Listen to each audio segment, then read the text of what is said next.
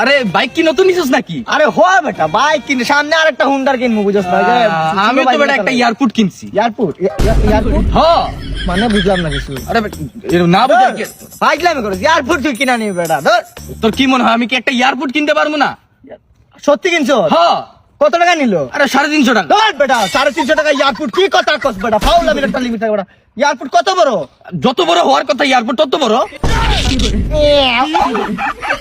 350 টাকা এয়ারপোর্ট দিয়া দিব? কোন বলদ দিব রে 350 টাকা তোর এয়ারপোর্ট? আরে বেটা এভেলেবেল মানছে কিনতে, তুই কিনবি এয়ারপোর্ট? এয়ারপোর্টটা কত বড়? সেন্টিমিটার কত সেন্টিমিটার? আরে কত সেন্টিমিটার আর কত ভাই, যত বড় এয়ারপোর্ট থাকার কথা এত বড়ই। কি বলছ আমরা বুঝতাছি না। এয়ারপোর্টে প্লেন প্লেন ল্যান্ড করে? আরে প্লেন ল্যান্ড করতে যাইবো কি এই এয়ারপোর্টের মধ্যে? কি প্লেন ল্যান্ড করবো?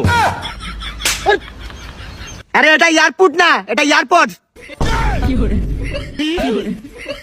ফাউল কথা বলে না। 350 টাকা এয়ারপোর্ট না নিয়ে আনিছে।